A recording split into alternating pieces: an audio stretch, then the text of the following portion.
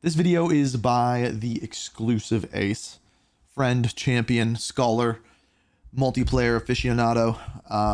He made a final beta review for Black Ops 6. I have not watched it yet, so I figured we would watch it together. What's up, guys? My name is Ace, and with the Black Ops 6 beta now over today, I wanted to share my final beta review. So the main things that I liked about the beta, and I'm looking forward. Which, by the way, my final review for the beta, which is going to be a little bit more than that, is going to come out today for me. Forward to in Black It's Ops not going to 6. be called anything Some with of the the beta, bigger but issues you'll that see. I think really need some attention before the launch of the game, and then after that, just a good handful of little things. Maybe some like minor bugs or issues So he that I is going noticed to throughout the focus beta on that the aren't bad deal breakers things. by any means, but maybe could use some work. Things Now, that keep in need mind with fixing. this is all going to be based on my experiences. Part of this is going to be very subjective as well. And I realize many people had a very different experience to what I had. And if you did, And that comes please down let to me know in those connection. comments down below. I really want to see what everybody in general was thinking about this and the experiences that they had. Holy But hit let's dive markers into with the just some of SWAT. my general thoughts on this. For the first weekend of the beta, things were pretty hit or miss for me. And then especially toward the end of that first week, it actually got really, really bad for me. The desync was horrible. It felt like I was dying instantly, but took a long time to kill Tuco, enemy we're gonna have players, lots of story and I videos quite this month. simply Should have couldn't one keep up, and there was this nothing weekend, I could potentially really Friday. do to change that. Whereas for the second weekend, it's like they flipped a switch, and I was suddenly on the opposite end of that. And throughout the playtime that I managed to get in the second weekend, it was like a totally different game, and it was a far more enjoyable experience. So this is one thing that I've seen kind of all over the place. Some people said that the entire 2 weeks their connection was garbage. I saw some people say that the first weekend was good. This was me. The first weekend the connection was fine for me. The second weekend got worse, although I did have one good day on the second weekend. But anyway, I think the takeaway from this is the connection in the beta was all over the place for everyone all the time. Whether you had a couple good days or you didn't, the connection was bad. Like, I think that's Only the did those easiest desync issues just thing to look at. disappear Frost, for what's me up, in the dude? second weekend. I don't think I had any issues at all with that throughout the second weekend. I had some other connection-related issues, which we'll get into when I talk about the big things. But as far as desync, or like time to kill versus time to die, that was literally just solved for me in the second weekend. And then on top of that, the spawn adjustments they made were very welcome. And I'm not going to say the spawns were in a perfect state in the second weekend, but general... So the spawns definitely were not in a perfect state in the second weekend. Like, we had one game on Derelict where like I almost called the spawn. I think I was on top of the train at the back and I'm like, they're gonna spawn behind me now, and immediately they did. So I don't know if you call that good spawns or bad spawn, because they were predictable and I could read them, but at the same time I shouldn't spawn with 6 people, or they shouldn't spawn with 6 of them looking at my back, right? So they definitely weren't perfect, but they got better. Flow-wise Which is and good thing. predictability-wise, the spawns were in a noticeably better state than they were in the first weekend. I noticed outside of Babylon, which didn't get any spawn tuning because it wasn't available in the first Jaden, good morning, my friend. Good morning, Inc. Good morning to you too. weekend, so that's the one exception. Outside of that map, I actually found the flow was far easier to read and predict. Yes, so that's what I was saying. Didn't It have was crazy easier to spawn flips predict. happening all the time, so I wasn't getting shot in the back nearly as much in the second weekend from people that spawned somewhere where you couldn't have reasonably predicted that they were going to spawn there. And with those two improvements combined for me, the game got significantly better. As for Omni movement, in my experience with that, I really like Omni movement. I like the idea of it from the beginning. However, when I first got into the beta, I will admit that it definitely felt a little bit clunky at times. So here's my issue with Omni movement and what people are saying about it.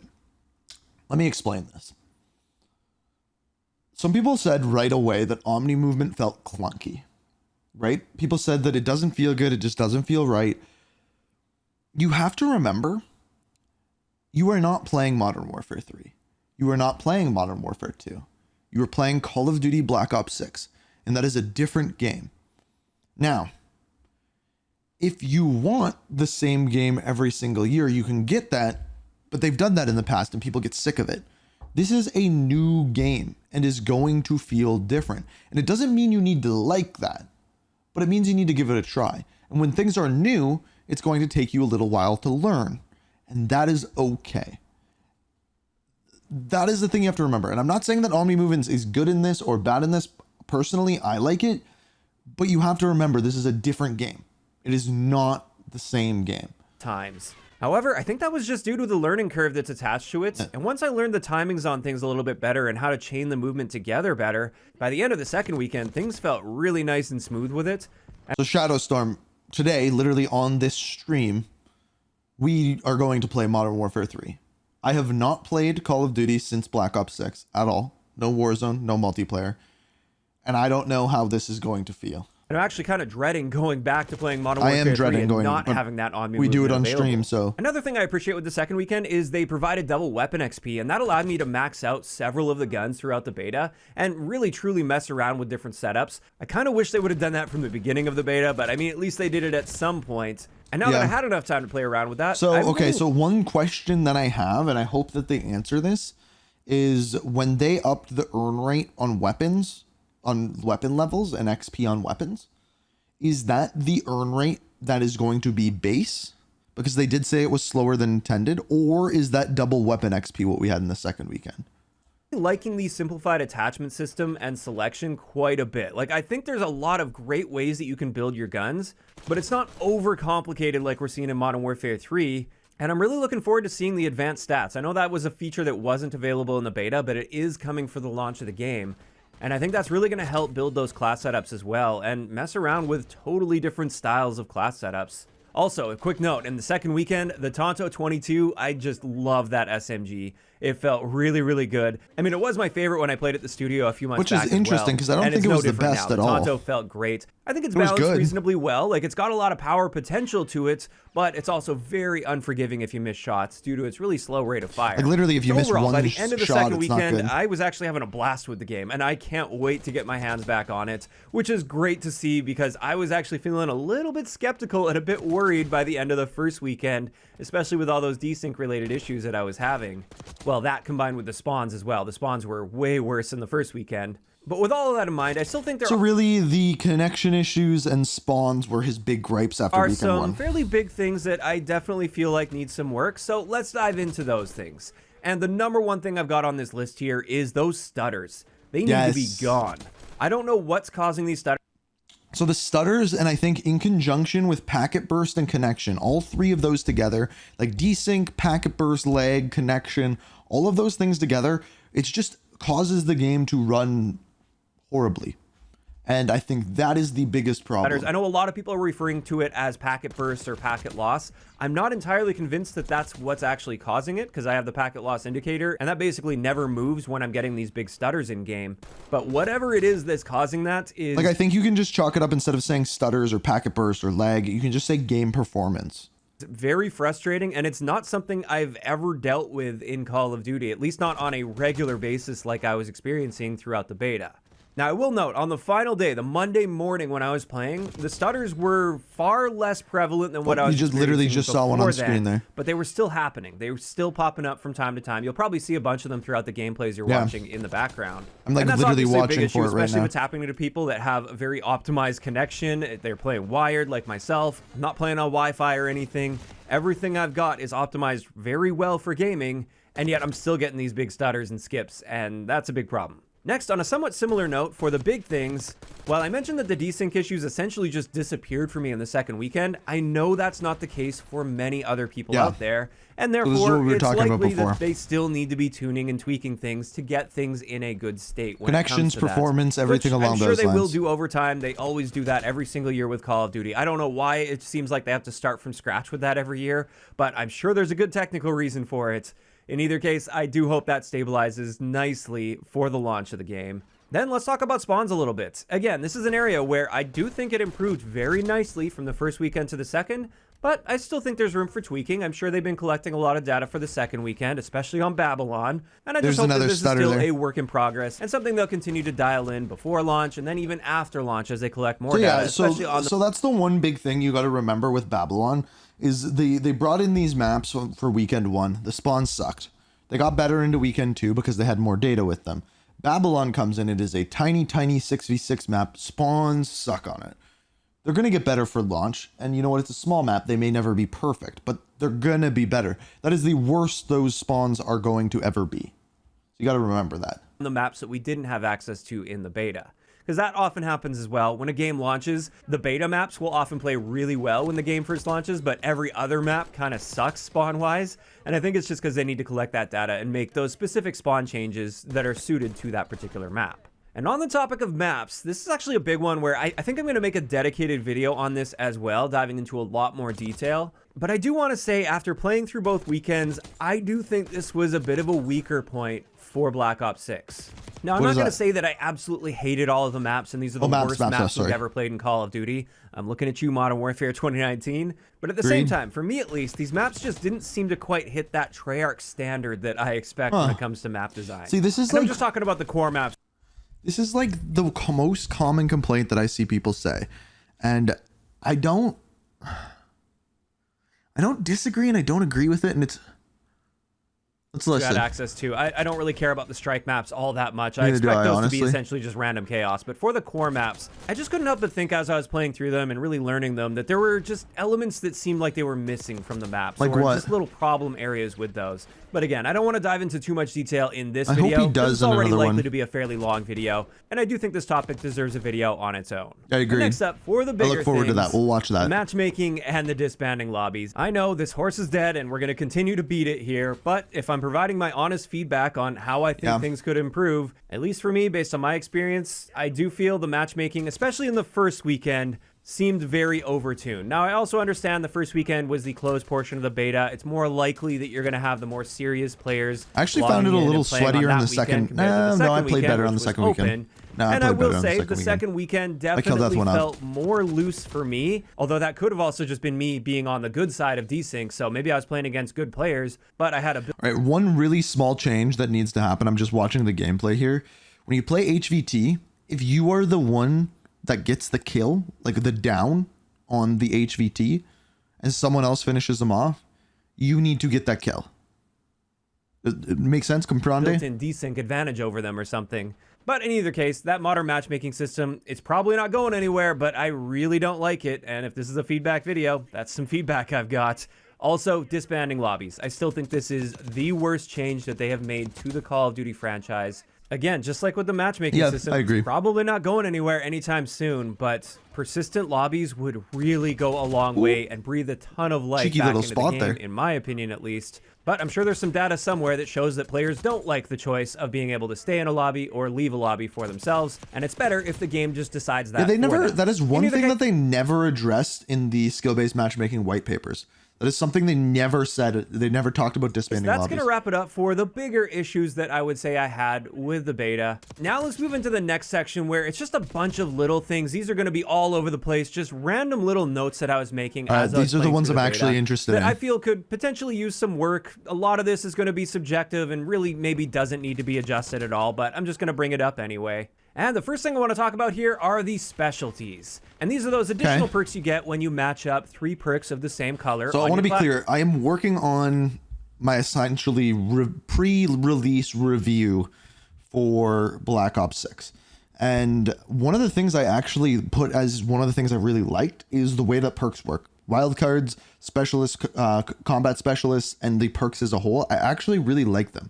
There is room for improvement, and I'm curious to hear what he has to say here. Well, I definitely think the idea is interesting, and playing around with those bonuses was actually quite nice, especially with Recon and Enforcer. Those 2 bonuses were very powerful and really felt nice to use. Yeah. At the same time, that kind of worries me that they did feel so good to use and they did feel so powerful, because by the end of the second weekend, if I wasn't using a combination of perks that gave me one of those 2 specialties, I really felt like I was missing out and I was doing something wrong. And I do fear that that is actually going to limit perk variety quite a bit.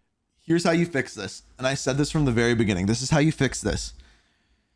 You add other combos as well for combat specialties. They have the 3, but then they add other ones. Like, for example, if you use 2 red and 1 blue, you get one of the Enforcer benefits and a smaller one of the blue benefits. So, for example, if you use 2 red and a blue, when you kill someone, you don't get a speed bonus, you get a healing bonus, and you get the no death skulls. Right? So it's like kind of like a combination of the 2. Or if you use 1 red and 2 blues, you get the movement but no healing bonus, and you get the HUD indicator. So it kind of combines all 3. or all of them together. So the specialist is actually different based off of how many of each color of perks that you use. I think that would be a really cool way of kind of navigating that a little bit more. Once the game it might be a little comes more out. confusing, I think but at the moment it's too much of a trade-off to not be using one of those specialties. I agree, and so though. as much as I like the perks that are attached to those specialties, I think perhaps a little bit of a rework may be in order to make them a little bit less. that would make it so complicated. That would be more confusing than Ghost. Nah, okay, you make a good point. Yeah, I don't know. I like them, but at the same time, they are crutch. attractive to the point where you don't really feel like you need to use one of them without putting yourself at a big disadvantage. And I think what would fix that is if some of the perks that were in the combat specialties were just perks in and of itself. Do you know what I'm saying? So like, for example, if my favorite thing about the blue specialist is actually the HUD indicator when someone's looking at you. To my knowledge, that is not a perk in the game right now. If that was a perk, then I wouldn't worry about blue, right? I could just use other I don't know.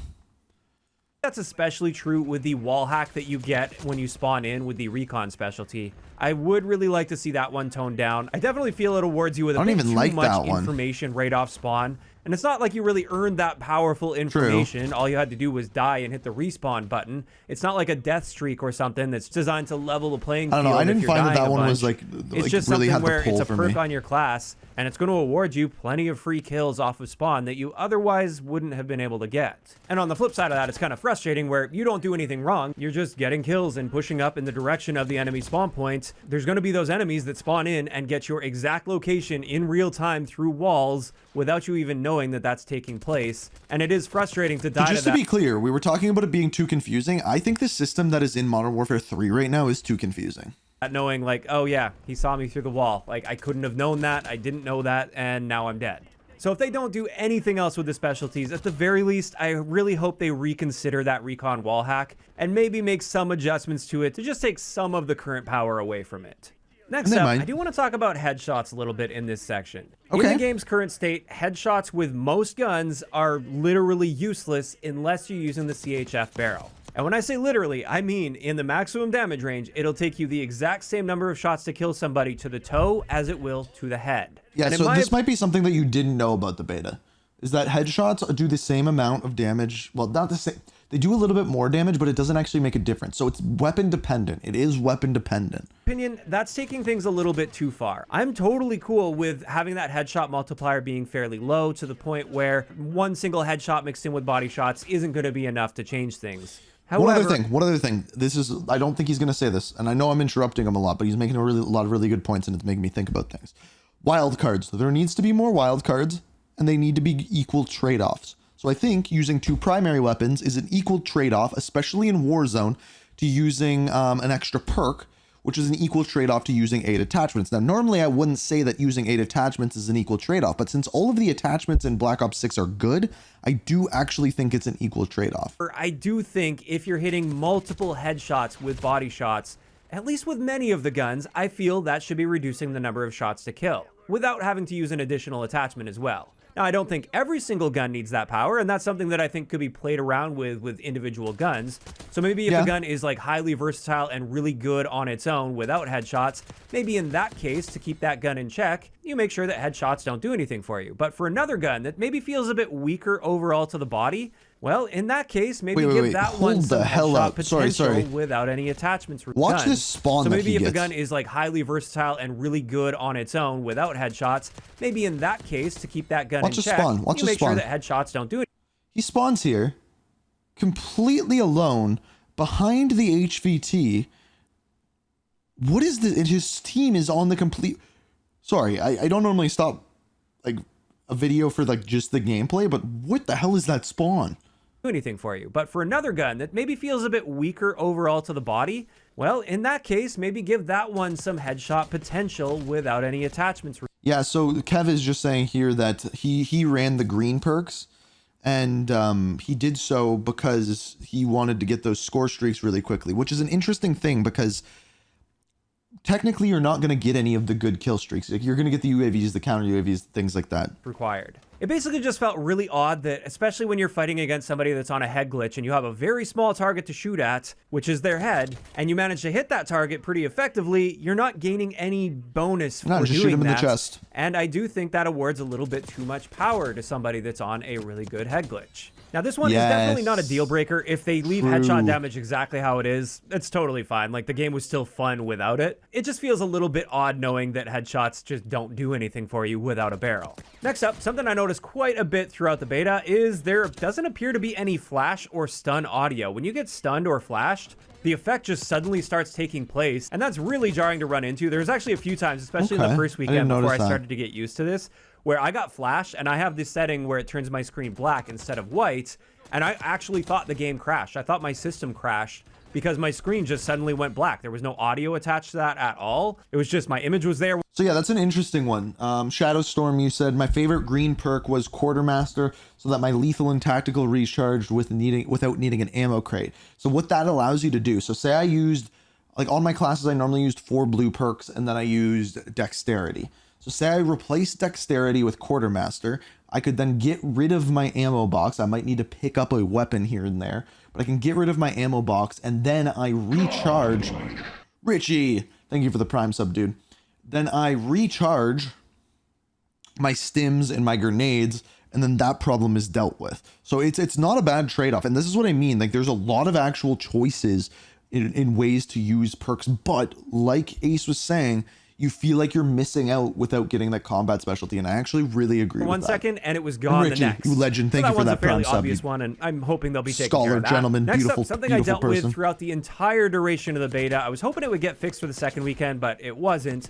This is sometimes you just can't seem to call a streak in, and I think what happens is in some situations your streak selection that you want to call in, it actually like defaults to one streak up, where you don't actually have that streak available to call in. So if you're trying to call it in, I never had that happen. But you do have a streak that is available to call in, and you have to like manually tab down to that streak in order to call it in. And that's definitely just a minor annoyance, and I'd like Streak them to cost take being care of too that. high. I wonder if he mentions on the topic that. of streaks, I said it in the first weekend, and I still stand behind this. I do think the streak cost is a little bit too high in the game. However, after thinking about this more, I think instead of reducing the cost to earn those streaks, why not just provide a few more objective opportunities to earn a score? Something I was noticing. No.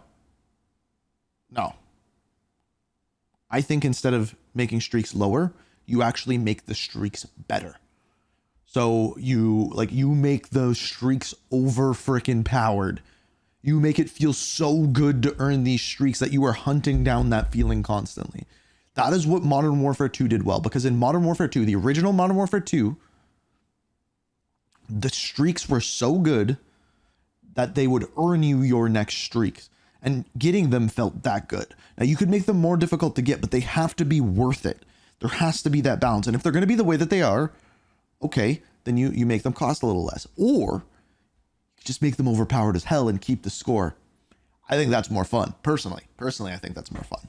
Is if you are actively on a contested point in like domination or in hardpoint, for instance, so you're on the point, the enemy's on the point, and you get that kill, you're only getting 125 score for that kill. And when you compare that to some of the older Call of Duty games, I believe in some of them, you'd get up to like 200 score for that kill. I think if we provided more opportunities to get more score, if you're actively on a contested or an enemy objective. So the problem with this strategy is if you leave the streaks the way that they are, and then you only buff it for objectives, what happens for team deathmatch? What happens for free for all? What happens with non-objective modes or modes where there are less objectives? I think that would encourage even more objective play. It would help alleviate that issue of the streak cost feeling like it's a bit too high in its current state. I don't normally disagree with Ace, and it would provide but more opportunities to earn those streaks, but only for the players that are being more aggressive and getting on that objective. And speaking of going on kill streaks, one little feature I really hope they're willing to add to the game is the kill counter that shows you what your current streak is after every kill that you get. Kill counter, it may be such a minor feature, but I really think it goes a long way for a lot of people. I myself really enjoy having that kill counter present.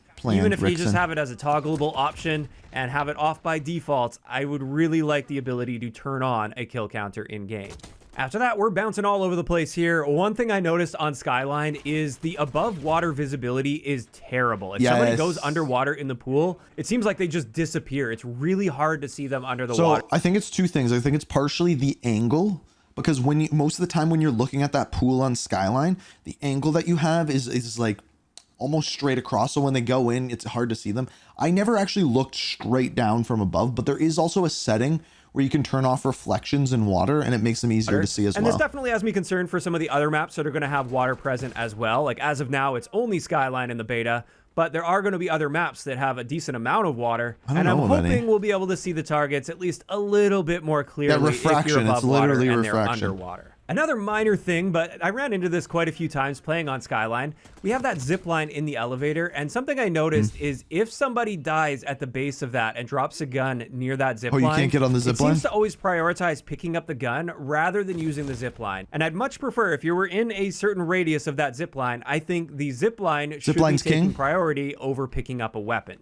I actually had quite a few deaths where I was just standing at the base of that zip line, picking up guns over and over again, trying to use it, and then obviously just dying because I'm standing there like an idiot. Next up, in the new kill order mode where you have the HVT, I really noticed that when you kill the HVT player, when you down them, I said this it earlier. appears they're actually invincible for a certain period of time as they're in that animation as they drop down into a down state.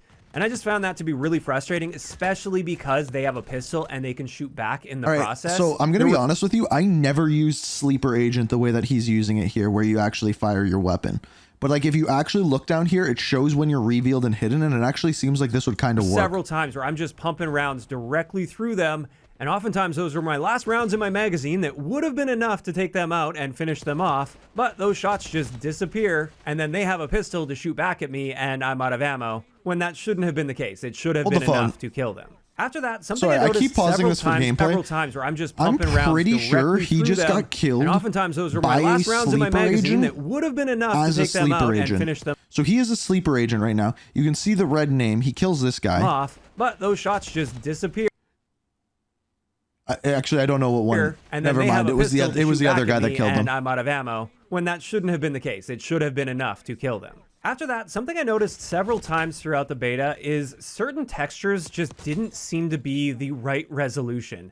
Even when you're using the optimal texture streaming settings, you have plenty of bandwidth to deal with that. It just seems like certain textures weren't streaming properly. And therefore, at times, I noticed certain areas of the map, for instance, just didn't look like a current generation game. It looked like a previous gen game, which obviously isn't a great feeling for the brand new shiny game. And I suspect this has to do with the fact that they're leaning more heavily into texture streaming. And I have provided this feedback in the past. By the way, an underrated thing.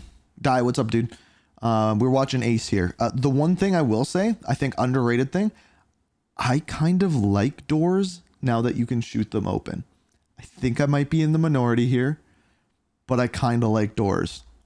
But I'll say it again here. Please, if it's possible, let us just download a high-resolution texture pack once for those of us that have the space to do that, so that we don't ever have to use texture streaming to get the best-looking game possible 100% of the time. Now, after that one, there was a little bug I noticed when creating class setups. A lot of the times, if I adjusted attachments and I was using like the perk greed wildcard, for instance, many times I noticed it would actually overwrite my perk greed wildcard and it would give me gunfighter instead, even when I was only dealing with 5 attachments. I never tried to put a 6th one on or anything.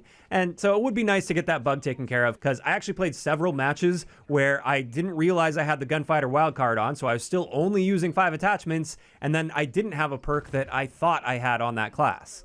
And speaking of menu items being reset or changed automatically, I noticed throughout the entire beta that many of the settings would reset. Like my mini-map would be square one game, and then for some reason the next time I booted it up, it's a round mini-map, and my HUD is a totally different HUD from what I selected. And then piling on that, the party host would often automatically switch. So if I'm hosting a party and I'm hosting a lobby, after a match, many times I would find out I was no longer the party host, and somebody else was in charge of the party. I never noticed that. And that was kind of frustrating. So just a few little bugs and issues that I think definitely need to be taken care of. And then I guess one last thing here I've got on my list. I know this is really out of order. This is the winner's circle.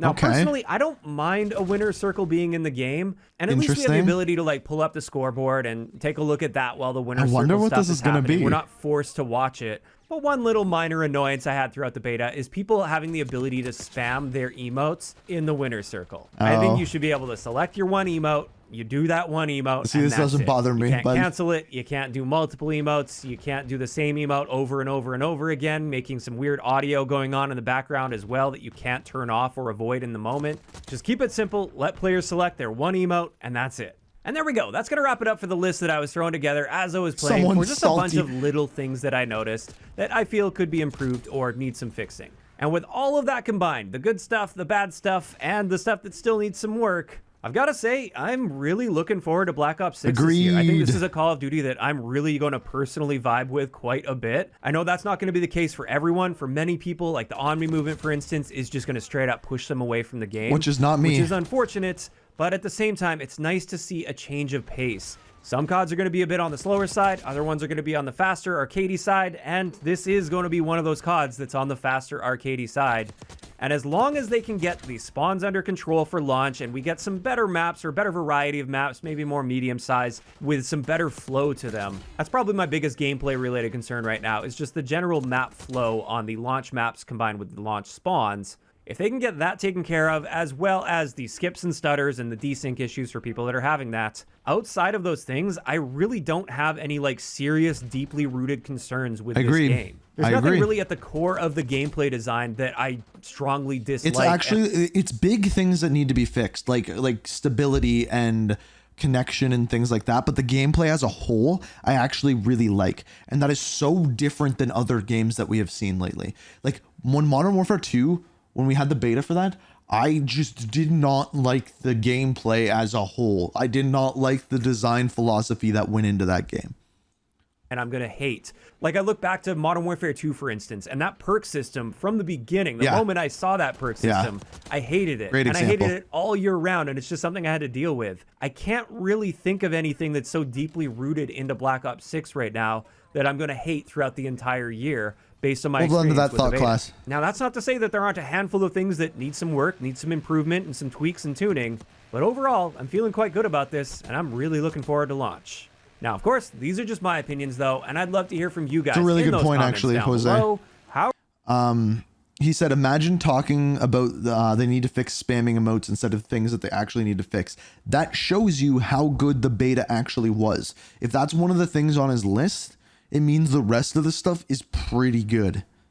are you feeling about Black Ops 6 now that the beta is over? Are you also feeling generally optimistic about things? Do you like the Omni movement, for instance? Or are you on the opposite side of this? Did you not have a good experience with the beta, and are you not going to be getting Black Ops 6? Just let me know down below. If you enjoyed the video, a like rating is always appreciated. And don't forget to subscribe for more if you haven't already. I'll talk to you guys next time. Great video, Ace. I agree with almost everything that you said. If you guys don't subscribe to the exclusive Ace, do it. He's great, good friend of mine and fellow Canadian. There's few of us. There is a few Canadian Call of Duty YouTubers that look at us, dude. Look at us. Who would have thought?